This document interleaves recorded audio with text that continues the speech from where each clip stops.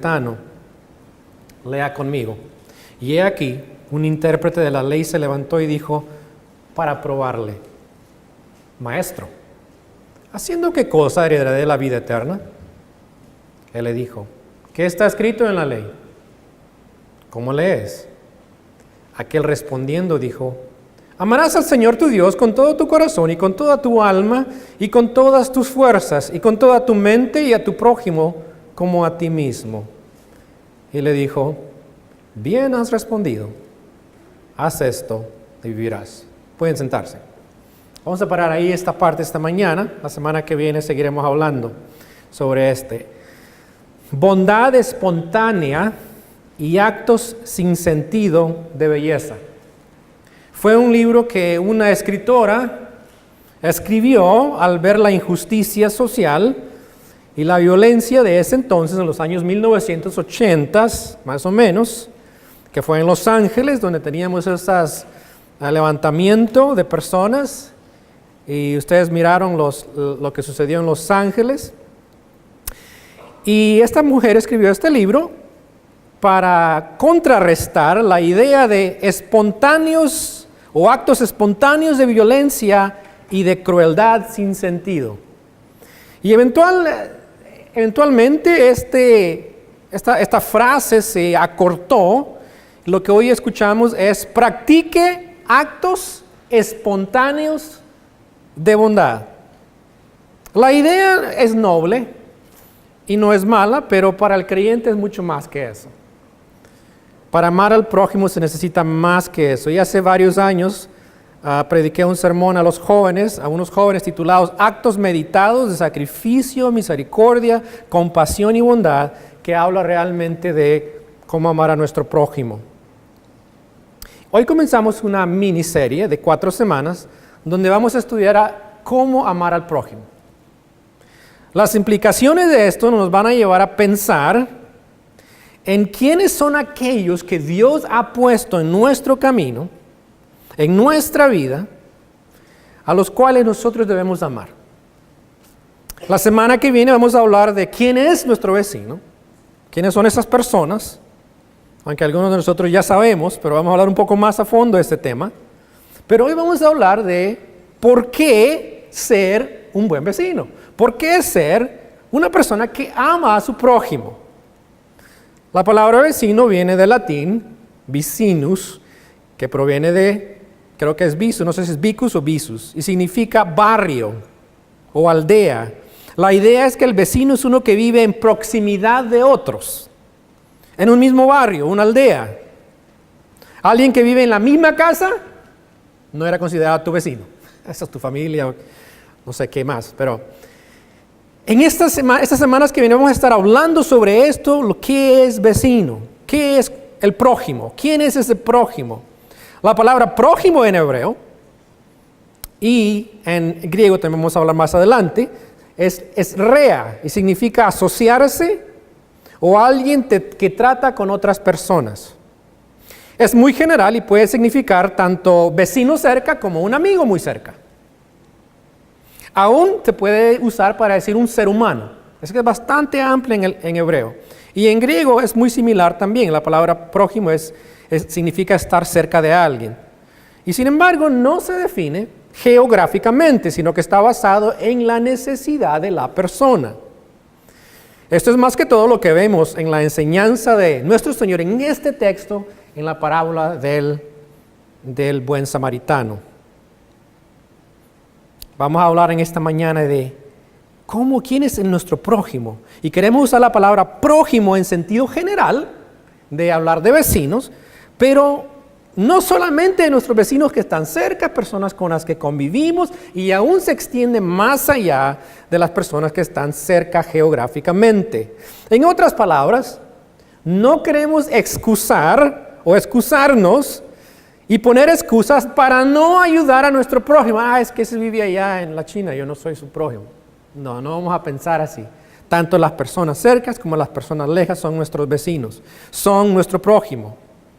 ¿Por qué debemos de ser un buen vecino? ¿Por qué debemos de amar al prójimo? En esta mañana vamos a hablar de 4 razones por cuales debemos de amar a nuestro prójimo. 4 proposiciones bíblicas que tienen implicaciones prácticas para nuestra vida. En primer lugar, ¿por qué debemos amar al prójimo o a nuestros vecinos o a nuestro vecino? Primero, porque demuestra que amamos a Dios. El contexto en el cual el Señor está compartiendo esta parábola, sobre amar al prójimo es muy importante, ya que lo conecta con el amor, ¿a quién? A Dios. ¿Qué fue la pregunta que hace el hombre? ¿Qué dice? Él quiere saber qué cosa. ¿Qué hacemos para heredar la vida eterna? Y Jesús le da la respuesta y dice, ¿qué? Amarás a Dios, ¿verdad? Amarás a Dios y a tu prójimo. En el contexto es amar a Dios. En ese contexto va a hablar de cómo hablar al prójimo. Este hombre de la ley, este intérprete de la ley, eran esos que eran los profesionales. ¿De qué cosa? De tomar el Antiguo Testamento o el Pentateuco, los primeros 5 libros, y de interpretarlos, dar la aplicación. Bueno, esto es lo que dice aquí, ahora tú tienes que hacer esto es lo que te manda. Y él está diciendo con una intención de ¿qué?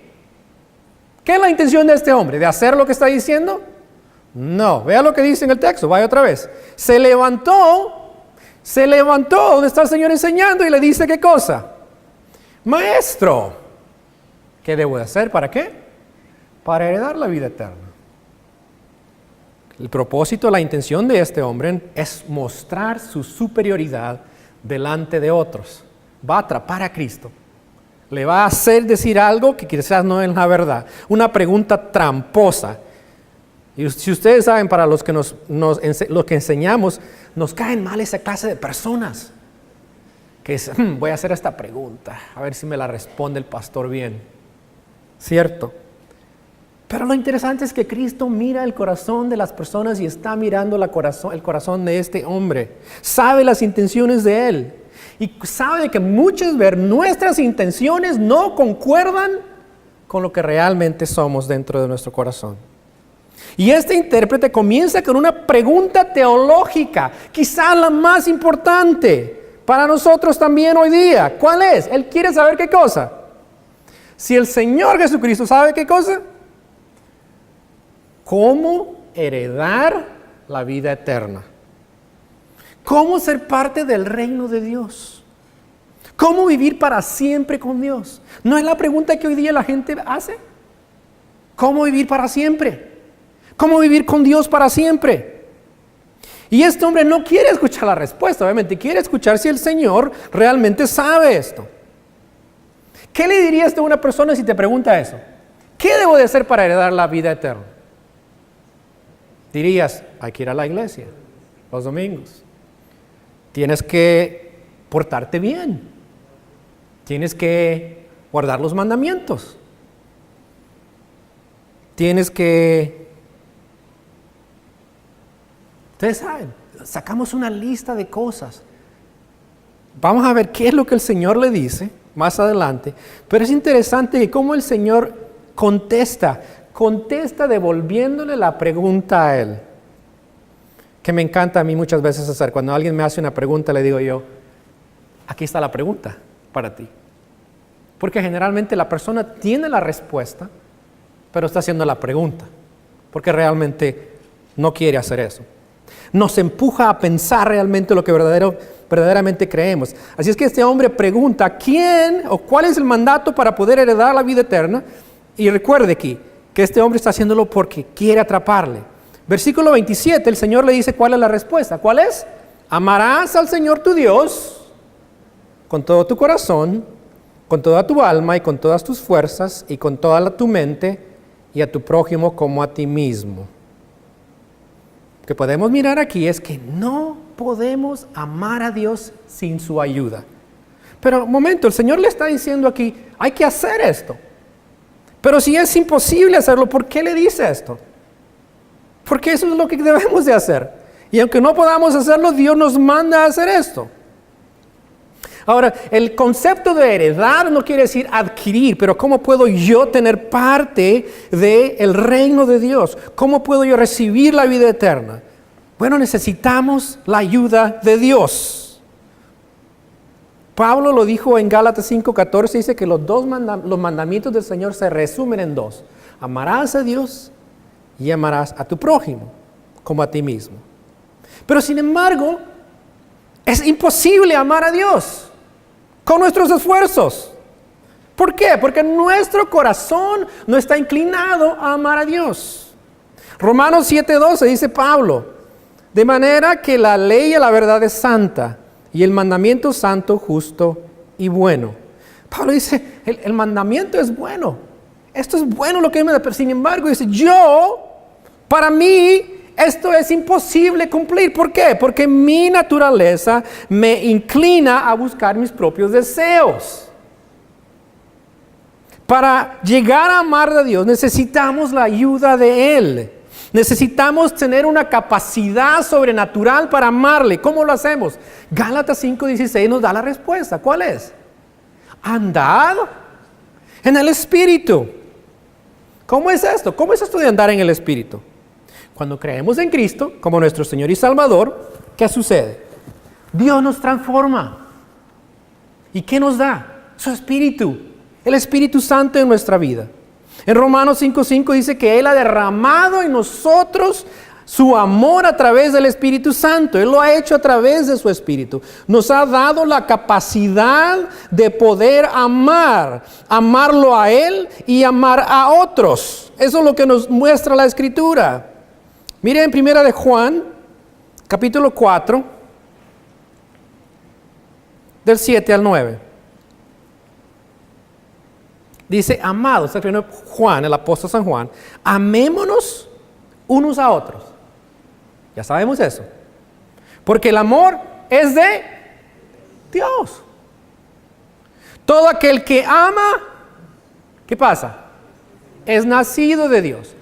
Quiero que entiendan, no está diciendo que hay que amar para ser hijo de Dios, está diciendo que podemos amar, ¿por qué? Hemos nacido de Dios. Hemos recibido el amor de Dios. Dice, conoce a Dios. El que no ama, ¿qué dice? No ha conocido a Dios, porque Dios es amor.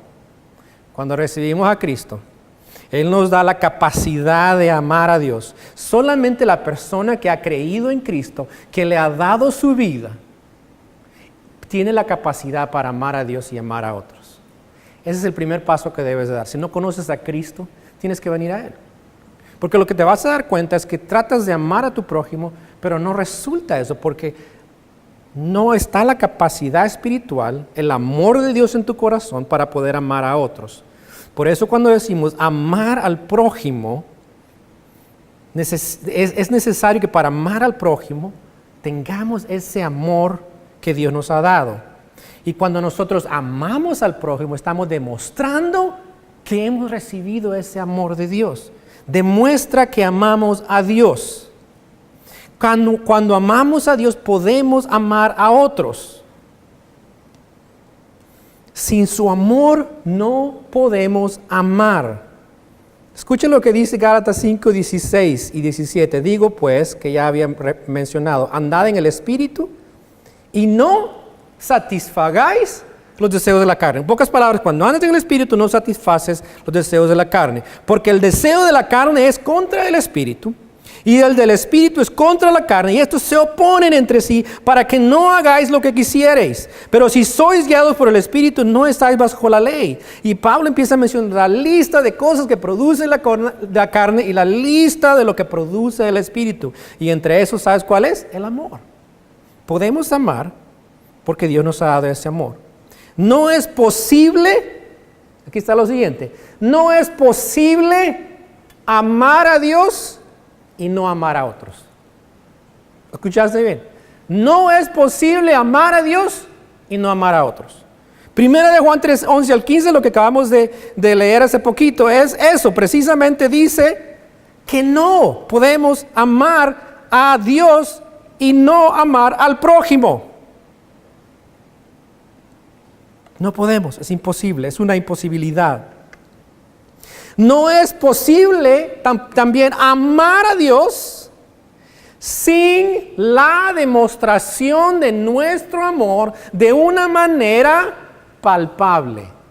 En pocas palabras, si dices, yo amo al mundo. Lo que pasa es que no me gusta estar cerca de ellos. Lo que pasa es que no me gusta ayudarles, pero yo amo al mundo.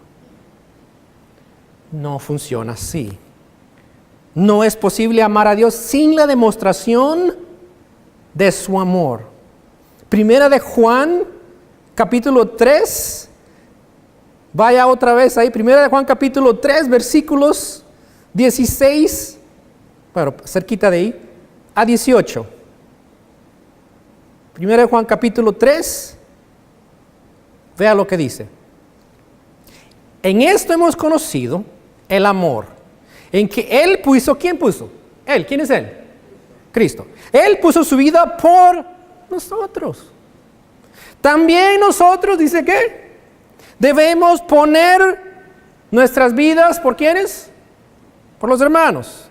Pero el que tiene bienes de este mundo y ve a su hermano tener necesidad y cierra contra él su corazón, la pregunta es, ¿cómo mora el amor de Dios en él? Hijitos míos, no amemos de palabra ni de lengua, sino de hecho y en verdad. Y en esto conocemos que somos de la verdad y aseguraremos nuestros corazones delante de Él. ¿Qué está diciendo? Que debemos de amar de una manera, ¿qué? Práctica. Si tú dices, yo amo a Dios, pero no se demuestra ese amor en maneras prácticas, lo que está diciendo es, no tengo amor para Dios. Amar a Dios y amar a otros cuesta.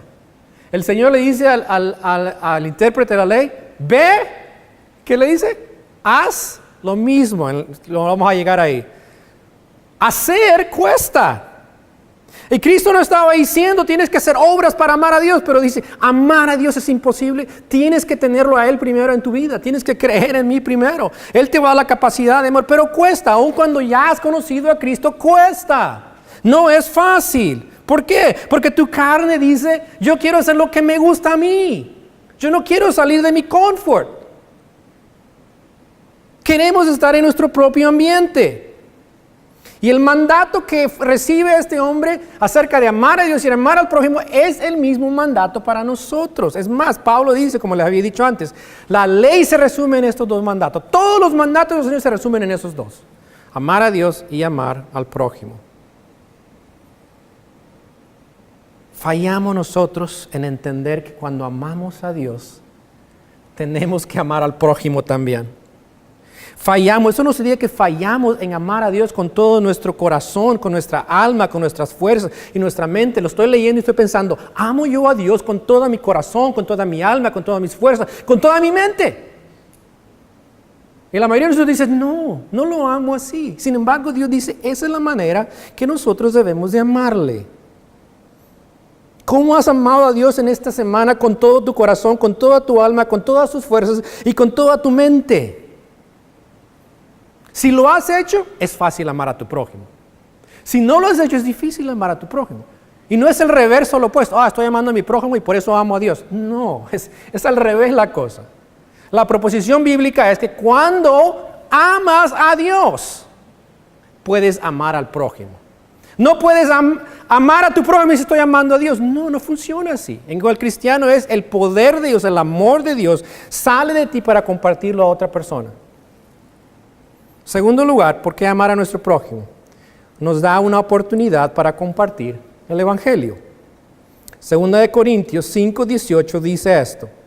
Y todo esto proviene de Dios, quien nos reconcilió consigo mismo por Cristo y nos dio el ministerio de la reconciliación. ¿Qué es ese ministerio? Es hablarles de otros acerca de cómo tener una relación con Cristo. Dice que Dios estaba en Cristo reconciliando consigo al mundo, no tomándoles en cuenta a los hombres sus pecados, y nos encargó a nosotros la palabra de la reconciliación. Otra razón para amar al prójimo es porque esa es la manera con la que nosotros vamos a poder compartirles el Evangelio de Cristo. La gente quiere ver si nuestra vida como cristianos es real. Que hablábamos esta mañana, ¿cierto? Quieren ver si tú eres humano en primer lugar. Sientes, lloras, ríes. Pero también quiere ver cómo amas a Dios. Tú les puedes decir todo lo que quieras, pero ellos quieren ver tu vida, si de veramente amas a Dios. Y en esos momentos, cuando ven tu vida, tú tienes la oportunidad de compartir con ellos el Evangelio. Y compartir el Evangelio envuelve compasión hacia el que está perdido espiritualmente. Y nosotros debemos de tener esa compasión de Cristo que nos impulsa a comunicarles el Evangelio a las personas. Las personas quieren ver antes de escuchar, quieren ver el amor de Dios en nuestras vidas. Me encantó el testimonio de la semana pasada de Víctor que decía que alguien vio, ¿qué cosa? Dice, en el gimnasio lo vio y vio que estaba, ¿qué? Triste, deprimido. Le dijo, oye, tú estás triste, deprimido. Esa persona está viendo a las personas como realmente el Señor quiere que los miremos, con compasión, ¿cierto? Y lo impulsa a hablarle a esta persona de Cristo. Eso es lo que Dios quiere para nosotros. La razón por la cual vivimos en Cristo es para compartirles el Evangelio y el amor de Dios de una manera tangible y poder articular la esperanza que tenemos en Cristo a otras personas que están tan necesitadas de conocerle. El Evangelio es la única esperanza para la restauración con Dios. Es lo primordial en la vida de todos nosotros. Nosotros hemos sido reconciliados con Dios para ayudar a otros a reconciliarse con Dios. Y el amor más grande que podemos tener para las personas es compartirles el Evangelio de Cristo. Y mostrando nuestra vida como ejemplo de esa transformación. El problema que vemos hoy día en los creyentes es que no mostramos el cambio que Dios ha hecho en nuestras vidas. El mundo no ve nada diferente. Ellos lo procesan y dicen, bueno, eso es religión, que no ven la diferencia. En otras palabras, la gente no ve que amamos a otros. No amamos a Dios. Nosotros amamos a nuestro grupo selecto, ¿cierto? Eso nos encanta, amar a los que nos amas. Vamos a hablar mucho más en esta serie porque Cristo nos cambia el paradigma y nos dice, ustedes lo tienen todo equivocado. Si vas a amar a los que te aman, mi traducción, qué chiste. Todo el mundo sabe amar. Yo puedo amar a los que me quieren. Ama a tus enemigos. Eso es precisamente lo que el Señor quiere. Esta semana estaba escuchando que la iglesia Saddleback en California ha bautizado a más de 50,000 personas. Y aunque eso es impresionante, lo que me impresionó fue lo que dijo el pastor Rick Warren acerca de esto. Esto es lo que dice. A menudo me preguntan por qué esta iglesia, por la gracia de Dios, ha podido traer tantos incrédulos a Jesús. Y él le dice a su iglesia, por tu amor. Realmente amas a la gente y quieres que vayan al cielo contigo. Todos los días traes a tus amigos, compañeros de trabajo y familia a Jesús. Honestamente, nunca he visto un grupo como tú en ningún otro lado del mundo. Me siento honrado de ser tu pastor y no podría estar más orgulloso de ti. Cuando otras iglesias y pastores estudian nuestro paradigma y proceso impulsados por el propósito, siempre se sorprenden al descubrir que nunca hemos tenido un programa de alcance o evangelismo. En cambio, nuestro enfoque siempre ha sido 100% relacional. Simplemente construimos, me encanta esto, puentes de amor desde nuestros corazones hasta los corazones de las personas que aún no conocen a Jesús. Y luego Jesús cruza ese puente. Esta iglesia fue construida en hospitalidad. ¿Cómo pueden las personas confiar en Jesús si no confían en ti? Wow, buena pregunta, ¿cierto? Eso es lo que ha sucedido. Esa iglesia sabe cómo amar a su prójimo, porque ama a Dios. ¿Por qué debemos de ser un buen vecino, amar a nuestro prójimo? Porque nos va a ayudar a compartir el Evangelio formando ese puente. En tercer lugar, nos ayuda a reconciliarnos con otros. Colosenses 3:17 a 22 habla Pablo sobre esto. Pablo habla en Efesios capítulo 2 también de que Dios nos ha reconciliado con Él y cuando nos reconcilia con Él y compartimos con otras personas que han sido reconciliadas, hay esa reconciliación mutua. ¿Qué quiere decir esto? Que vamos a poder relacionarnos con personas que no son como nosotros. El pecado entró al mundo por un hombre, dice la Biblia. ¿Por quién fue? Por Adán, lo sabemos todos, ¿cierto? Y nos afectó a todos. Y nos afectó nuestras relaciones. ¿Qué sucede en el capítulo 4 de Génesis? ¿Qué es lo primero que sucede después de la caída del hombre? Hay dos hermanos. Una familia feliz, ¿cierto? Papá y mamá. Dos personas, dos hombres, dos varones. Caín y Abel. ¿Qué sucede? Ambos ofrecen sacrificio a Dios. Pero uno de ellos, el sacrificio no fue aceptado por su desobediencia, era Caín. Pero el sacrificio de Abel fue agradable a Dios. ¿Qué sucede? Van al campo. ¿Qué hace Caín? ¿Qué hace? Dígame. Mata a su hermano. ¿Por qué? ¿Por qué? Su vida era desobediente a Dios, no agradaba a Dios. Su corazón pecaminoso lo dominó y lo llevó al primer homicidio que hemos tenido en la humanidad. Eso es el resultado de la caída, es el resultado del pecado. Nos separa, nos llena de odio, de rencor. Y en algunos casos extremos al homicidio. El resultado del pecado es la falta de armonía en nuestras vidas, en nuestra comunidad, en nuestra ciudad, en nuestro país. Todo eso es debido al pecado. No podemos amar a otros porque nuestros corazones están gobernados por el pecado. Pero cuando el Señor nos cambia, el Señor nos transforma, Él nos da el amor que necesitamos para amar a nuestro prójimo, no importa de dónde esa persona es. Nos reconcilia también unos a otros. No importa si eres de un país de Latinoamérica o eres de un país de otro, como en China. Nos reconcilia. Ser reconciliados envuelve mantener nuestro enfoque en Cristo y cómo Él es que nos une en Cristo. Cristo es el único que puede unirnos como hermanos y hermanas bajo un pueblo o siendo un pueblo. Es el único. Nuestra unidad no está basada en la diferencia ni en las similitudes culturales, étnicas, lingüísticas, sino en nuestra relación con Cristo. Él es nuestro Señor y Salvador. Y eso es lo que hace amar al prójimo, amar a nuestro vecino. Nos ayuda a reconciliarnos unos a otros. Y en cuarto lugar, nos enseña a vivir en comunidad.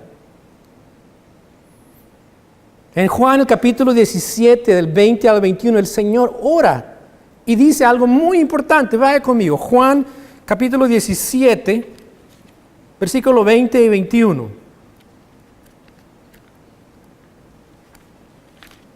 Vea lo que dice. El Señor está orando y dice esto.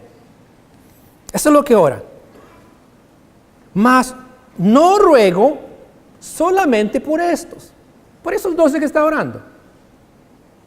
Sino también por los que han de creer en mí. ¿Quiénes son esos? Nosotros, aquí, los que hemos creído. Dice creer en mí por la palabra de Dios, para que todos sean uno.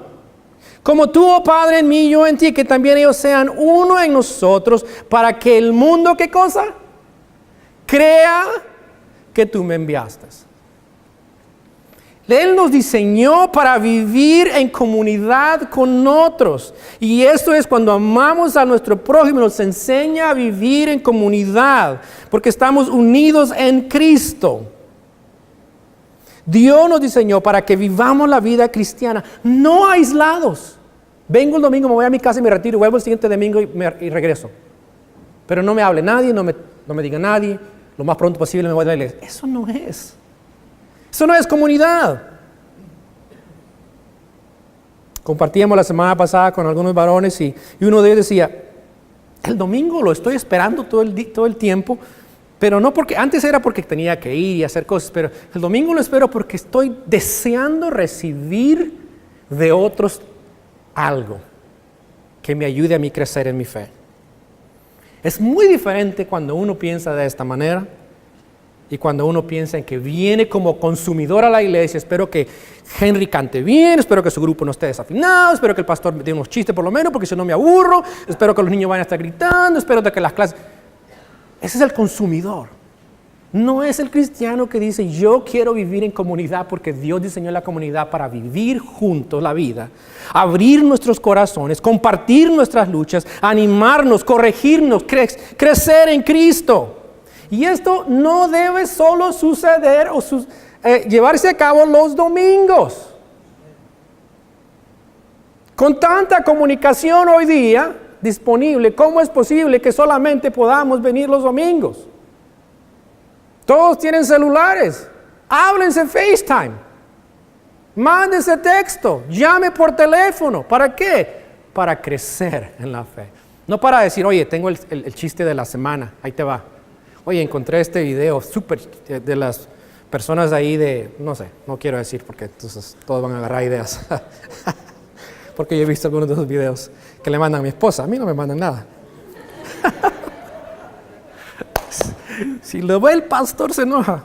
No lo vayas a hacer friend en Facebook porque entonces sí, te va a ver todo. Sí, he escuchado eso, créanme.